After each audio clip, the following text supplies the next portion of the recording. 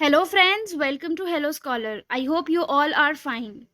Hello scholar में आपको provide करे जाते हैं अलग अलग एग्जाम के test series, plus YouTube platform पे आपको प्रोवाइड करा जाता है डेली का करंट अफेयर्स।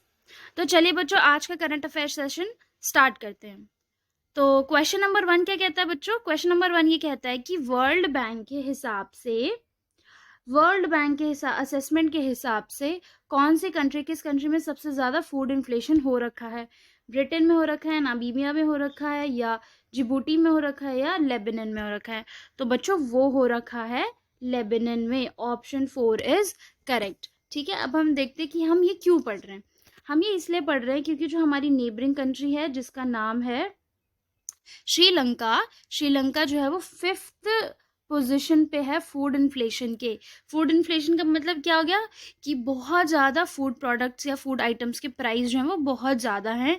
इतना उसके प्राइजेस भी बढ़ते जा रहे हैं, इतना कि जो कॉमन मैन है या पुअर पीपल हैं वो तो बिल्कुल भी फूड आइटम्स जो है वो अवेल नहीं कर पा रहे हैं, उनको परचेज नहीं कर पाते। इतना ज़्यादा फूड प्राइस जो है वो इंक्रीज हो जाता है। अब हम देखते हैं कि वर्ल्ड बैंक के असेसमेंट के हिसाब से कौन से 5 ऐसी कंट्री हैं जो कि टॉप 5 कंट्री हैं फूड इन्फ्लेशन में, जिनमें सबसे ज़्यादा फूड इन्फ्लेशन हो रहा है या चल रहा है। तो सबसे पहली कंट्री है लेबनान, फिर जिम्बाब्वे, फिर Venezuela, Turkey and then Sri Lanka. ठीक है, वर्ल्ड बैंक ये कहता है कि जैसे ही फूड प्राइस हाई होते हैं, ठीक है, तो फिर क्या होता है कि बहुत सारे लोग जो होते हैं वो पॉवर्टी की तरफ चले जाते हैं, हंगर की तरफ चले जाते हैं, माल न्यूट्रिशन हो जाते हैं। क्यों हो जाते हैं? क्योंकि देखो, उस टाइम पे जब बहुत ज़्यादा फूड प्राइस राइज होता है तो you don't think about nutrition, people will think कि कैसे उनका पेट भर जाए, 2 वक्त की रोटी जो है वही मिल जाए, और बाकी सारी चीज़ों से ध्यान उनका हट जाता है क्योंकि वो कुछ कर ही नहीं पाते, उनके पास पैसा ही नहीं होता, वो क्या करेंगे? वो उनके लिए 2 वक्त की रोटी ही बहुत बड़ी चीज़ हो जाती है उस टाइम पे। ठीक है, तो बच्चों ये कहते हैं, वर्ल्ड बैंक ये भी कहता है कि जब फूड प्राइस राइज होते हैं ना, तो जो उसका सबसे ज़्यादा इम्पैक्ट जो है वो कौन से कंट्रीज़ में देखा जाता है? लो एंड मिडिल इनकम कंट्रीज़ में उनका सबसे ज़्यादा इम्पैक्ट देखा जाता है उस चीज़ का। क्यों बच्चों? क्योंकि जो हाई इनकम कंट्रीज़ होती हैं ना, उनके पास बहुत पैसा होता है बाकी सारी चीज़ों में स्पेंड करने के लिए। लेकिन जो लो और मिडिल इनकम कंट्रीज़ होती है वो क्या करती हैं? वो अपना मेजॉरिटी ऑफ द शेयर किस पे खर्च करती है? फूड पे खर्च करती हैं। ठीक है, तो चलिए नेक्स्ट क्वेश्चन की तरफ बढ़ते हैं। ताइवान स्ट्रेट जो है वो कहाँ पे लाई करता है, यानी कौन सी 2 कंट्रीज के बीच में लाई करता है? चाइना ताइवान के बीच में लाई करता है, ताइवान फिलीपींस के बीच में लाई करता है, चाइना फिलीपींस के बीच में लाई करता है, मलेशिया और ताइवान के बीच में लाई करता है? तो बच्चों वो लाई करता है वो है चाइना और ताइवान के बीच में। ठीक है, देखते हैं फोटो। देखो, अगर आपको इस पिक्चर में समझ में आ रहा होगा कि ये है चाइना, ये है ताइवान और ये है ताइवान स्ट्रेट। ठीक है, ताइवान स्ट्रेट जो है वो एक 180 किलोमीटर वाइड स्ट्रेट है, जो कि ये जो है ये एक आइलैंड है ताइवान, तो बेसिकली ठीक है, ये ताइवान स्ट्रेट जो है वो ताइवान को जो कॉन्टिनेंट है एशिया, इससे अलग करता है। ठीक है, separates the Taiwan from the Asia continent, Asia पूरा कॉन्टिनेंट है, उससे अलग करता है। तो अब हम देखते हैं कि ईस्ट में क्या होता है। ईस्ट में तो तो ताइवान है, उसके नॉर्थ में है ईस्ट चाइना सी और साउथ में है साउथ चाइना सी। ठीक है बच्चों, अब हम इसको एक्चुअली में पढ़ क्यों रहे हैं? हम इस वजह से पढ़ रहे हैं क्योंकि यहाँ पे ताइवान स्ट्रेट में ना बहुत सारी एक्टिविटीज़ हो रही हैं, यानी कि इंटरनेशनल डिस्प्यूट्स जो हैं वो चल रहे हैं उसके पॉलिटिकल स्टेटस को लेके। अब क्या पॉलिटिकल स्टेटस है बच्चों? पॉलिटिकल स्टेटस ये है कि ताइवान ये कहता है कि हम एक इंडिपेंडेंट कंट्री हैं। चाइना ये कहता है कि नहीं, तो जो ताइवान है वो हमारा पार्ट है। ठीक है बच्चों, अब ताइवान में क्या हुआ था, हमने पढ़ा था कि रिसेंटली यूएस डेलीगेट्स ने विजिट किया था। ठीक है, फिर उसके बाद चाइना की एक्टिविटी कहाँ पे? ताइवान का जो एयर बेस है, एयर स्पेस है, यानी कि ताइवान के ऊपर एयरक्राफ्ट गुजारना, ये सब चीज़ें होना, ये सब चाइना ने स्टार्ट कर दिया। अब यूएस नेवी ने कहा है कि हम यहाँ से जो ताइवान स्ट्रेट है वहाँ से हमारे 2 वॉरशिप जो है वो पास कर रही हैं। ठीक है, ये सारी चीज़ें फिर देखते हैं कि आगे क्या होगा, उसके बारे में हम बताते रहेंगे। चलिए नेक्स्ट क्वेश्चन की तरफ बढ़ते हैं। नेक्स्ट क्वेश्चन कहता है meet the champion initiative is an initiative for which of the following. ठीक है, ये इनिशिएटिव क्यों लिया गया, ये इनिशिएटिव बेसिकली क्या है? It is an initiative to take students to the international campaigns, international champions to for meet, यानी कि बच्चों का आप इंटरनेशनल चैंपियंस के पास लेकर जाओगे मिलने के लिए। सेकेंड, कि meet the championship is an unique school visit campaign that was kicked off by the Olympic gold medalist Neeraj Chopra in December last year। यानी कि जो हमारे गोल्ड मेडलिस्ट हैं जिन्होंने कि ओलंपिक्स में गोल्ड मेडल जीता था, और नीरज चोपड़ा, उन्होंने ये कैंपेन जो है वो स्टार्ट किया था, जिसमें कि जो चैंपियंस है वो स्कूल विजिट करते हैं। ठीक है, तीसरा क्या है कि it is for the national champions to meet international sports champions, यानी कि जो नेशनल चैम्पियंस हैं वो इंटरनेशनल स्पोर्ट्स चैम्पियंस को मिलेंगे। फोर्थ है नन ऑफ द अबव। तो बच्चों जो करेक्ट आंसर है वो है सेकेंड वन। ठीक है, अब हम थोड़ा सा और जानते हैं इसके बारे में देखते हैं कि ये कौन सी जो ये कैंपेन है ये कौन सी मिनिस्ट्री ऑर्गेनाइज करेगी। ये ऑर्गेनाइज करेगी youth affair and sports ministry जो है वो मीट द चैम्पियन इनिशिएटिव जो है वो स्टार्ट करेगी। इसमें क्या होगा कि 26 स्कूल में, पूरे देश में 26 स्कूल्स में on the occasion of national sports day पर अलग अलग चैंपियंस जो है वो विजिट करेंगे। ठीक है, ये किसने स्टार्ट किया था? ये नीरज चोपड़ा ने स्टार्ट किया था दिसंबर लास्ट ईयर। ठीक है, अब वो स्कूल में जाके क्या करेंगे? वो अपने एक्सपीरियंसेस शेयर करेंगे, लाइफ लेसन्स शेयर करेंगे बच्चों, और टिप्स शेयर करेंगे, और ईट राइट, यानी कि कैसे कैसे जो है वो सही खाना खाने से you can make your body fit, और उनको पूरा ओवरऑल इंस्पिरेशन देंगे स्कूल चिल्ड्रन को। ठीक है बच्चों, नेक्स्ट क्वेश्चन की तरफ बढ़ते हैं। अब हमने नेशनल स्पोर्ट्स डे के बारे में तो पढ़ा, लेकिन हमने ये तो जाना ही नहीं कि नेशनल स्पोर्ट्स डे 2022 कब सेलिब्रेट किया जाता है। 19 अगस्त को सेलिब्रेट किया जाता है, 29 अगस्त को सेलिब्रेट किया जाता है, 30 अगस्त को सेलिब्रेट किया जाता है, या फिर 28 अगस्त को सेलिब्रेट किया जाता है। तो बच्चों वो सेलिब्रेट किया जाता है 29 अगस्त को। ऑप्शन 2 इज करेक्ट, यानी कि आज के दिन। ठीक है, अब देखिए आज के दिन पे क्या होगा। ये जो चैंपियंस हैं, ये 4 चैंपियंस के नाम मैंने आपको बताएंगे, अलग अलग स्कूल जो है वो विजिट करेंगे। ठीक है, जैसे मनप्रीत कौर है वो पैरा पावर लिफ्टर है, वो मॉडर्न जगत ज्योति स्कूल जो है कहाँ पे, धर्मपुरा में विजिट करेंगी। ठीक है, और भवीना पटेल जो है वो विजिट करेंगी गांधीनगर गुजरात में केंद्रीय विद्यालय स्कूल को। ठीक है, ऐसे बाकी 2 जो हैं, जैसे डेविड बेकम है, ये साइकिलिंग चैम्पियंस हैं, तो चैम्पियन है, ये कहाँ पे विजिट करेंगे? Army public school new Delhi में, धौला कुआं में जो है उसको विजिट करेंगे। निरंजन मुकुंदन हैं, वो कहाँ पे विजिट करेंगे? मैसूर कर्नाटका में श्री राम कृष्ण विद्याशाला मैसूरू, वहाँ पे इसको वो विजिट करेंगे।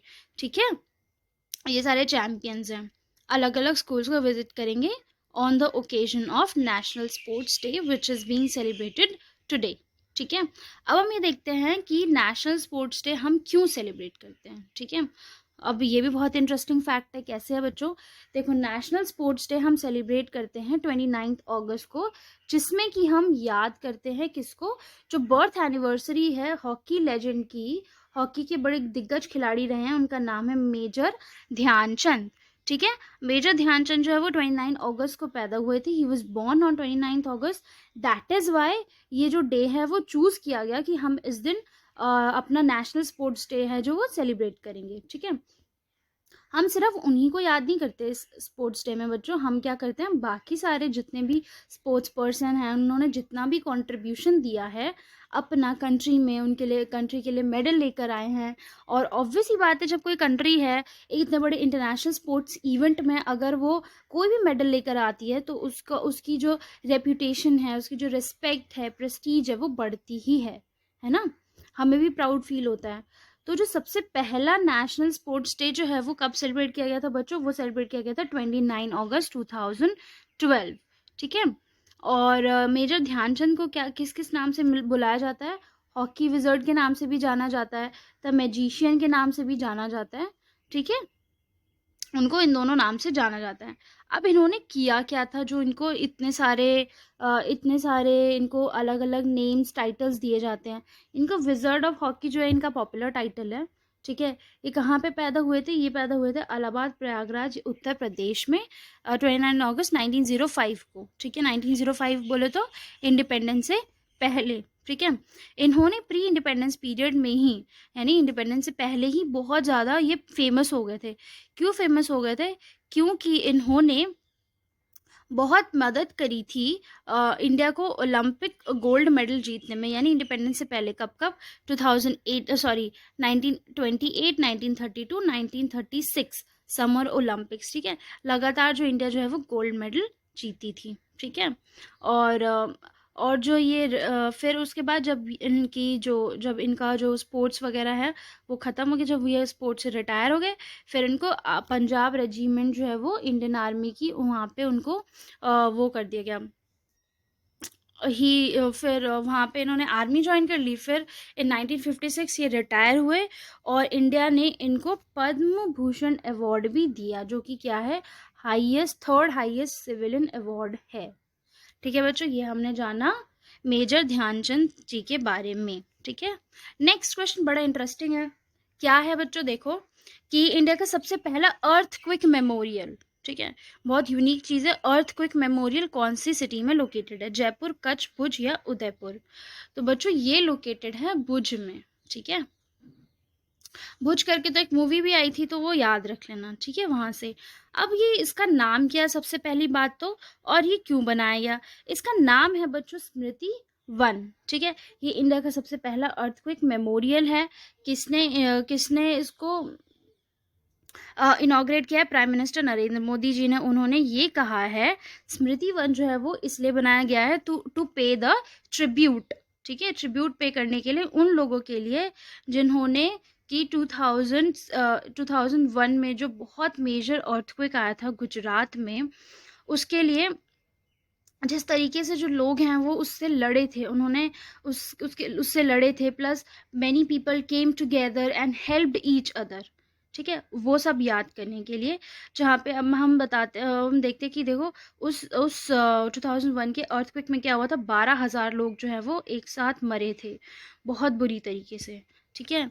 बिल्डिंग्स जो है, बिल्डिंग्स पे बिल्डिंग्स, बहुत सारी बिल्डिंग्स जो है वो गिरी थी।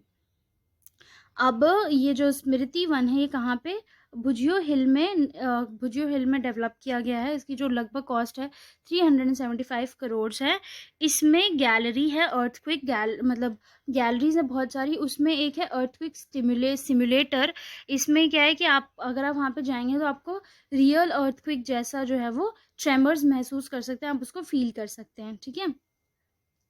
और एक वीर बाल्दिक मेमोरियल भी बनाया जाएगा, किसको याद करने के लिए? कहाँ पे? अंजर टाउन में बनाया गया है। क्यों बनाया गया? क्योंकि क्या हुआ था कि 185 चिल्ड्रन और 20 टीचर बिल्कुल मतलब एक साथ ही जैसी अर्थक्वेक आया वैसी बिल्डिंग गिर गई और एक साथ ही वो उस बिल्डिंग में दफन हो गए, उस मलबे में, and they were all dead, they were killed all together in 26 जनवरी 2001, ठीक है बच्चों? चलिए नेक्स्ट क्वेश्चन देखते हैं।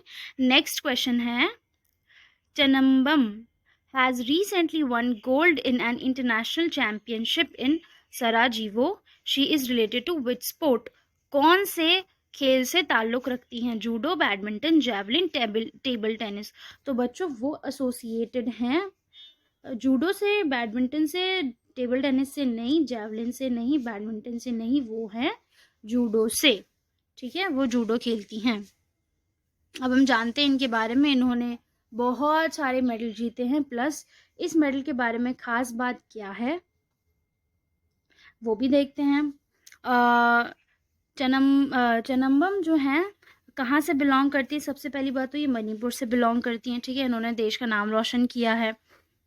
अब देखते हैं कि इन्होंने कहाँ पे मेडल जीता है? इन्होंने जीता है वर्ल्ड कैडेट जूडो चैम्पियनशिप 2022 में 57 कैटेगरी के अंडर इन्होंने जीता है, ठीक है? मणिपुर से बिलोंग करती हैं ये। 16 ईयर ओल्ड इन्होंने किसको हराया? इन्होंने ब्राज़ीलियन को हराया जिनका नाम है बियांका रीस, ठीक है? उन्होंने उसको हराकर अब ये मेडल जो है वो जीता है।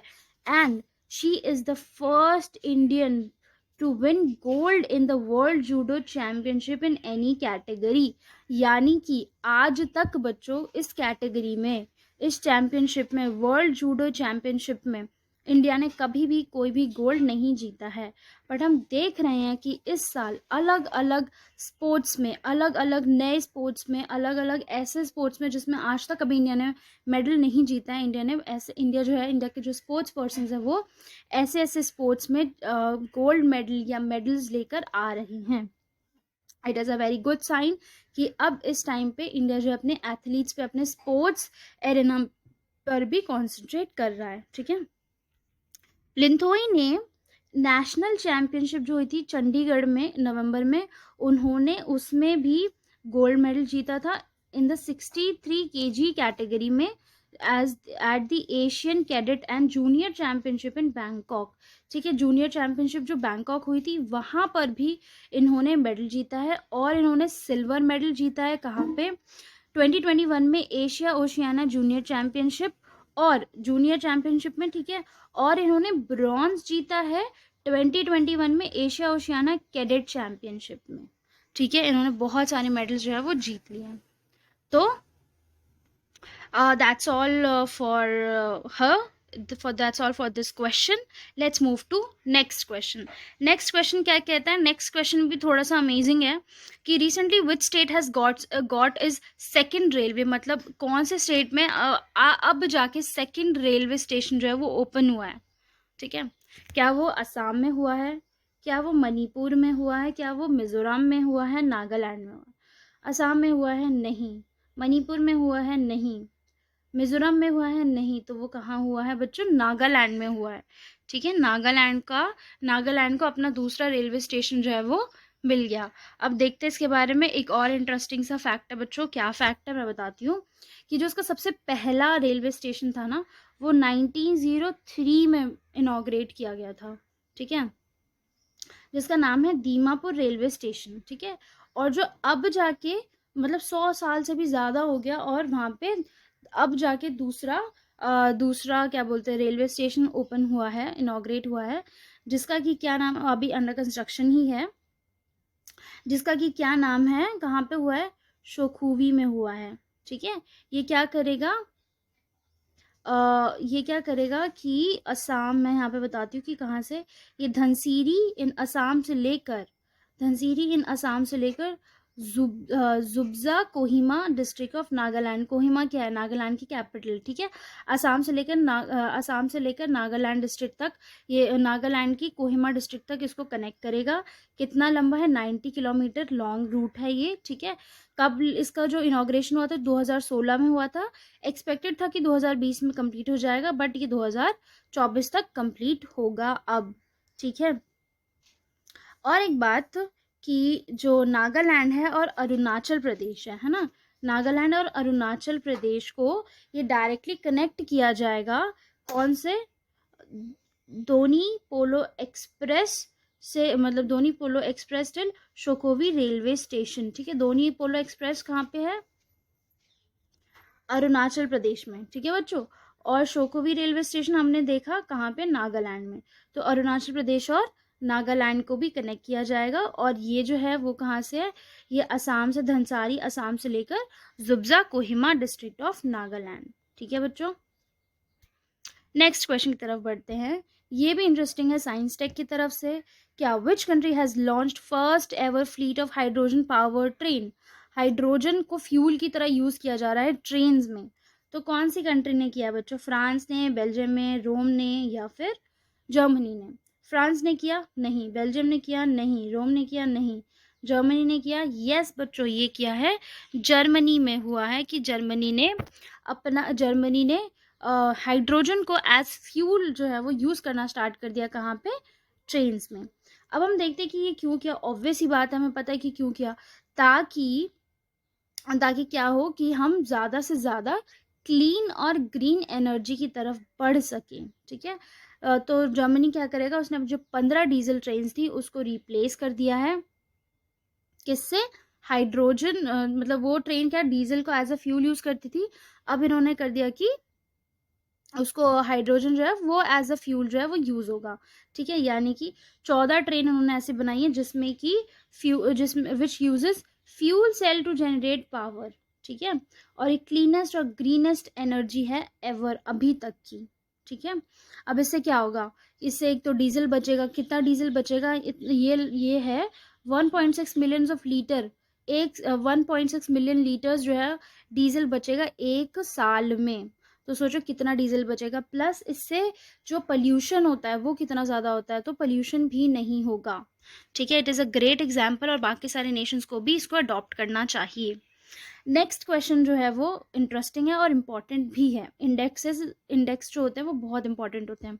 तो global gender gap index is published by, कौन पब्लिश करता है, international monetary fund, the world economic forum, world health organisation या वर्ल्ड बैंक। तो बच्चों कौन पब्लिश करता है, इसको पब्लिश करता है वर्ल्ड इकोनॉमिक फोरम, ठीक है। Gender gap, global gender gap index, ठीक है। एक तो ये याद कर लेना। अब हम देखते हैं कि इंडिया की क्या रैंक है। उप्स, इसमें तो विजिबल है इंडिया की कितनी रैंक है, इंडिया की रैंक है 135। इंडिया की रैंक 2021 में कितनी थी, 2022 में है 135 आउट ऑफ 140 थी, और 2021 में 140 थी, अब 135 है, यानी कि इम्प्रूवमेंट देखा गया है, ठीक है बच्चों। अब हम देखते हैं जो क्वेश्चन मैंने, अच्छा अब हम देखते हैं ये एक चीज़ कि इंडिया की जो रैंक है वो इकोनॉमिक पार्टिसिपेशन अपॉर्चुनिटी में कितनी है, 143, एजुकेशनल अटेनमेंट में 107, हेल्थ एंड सर्वाइवल में 146, पॉलिटिकल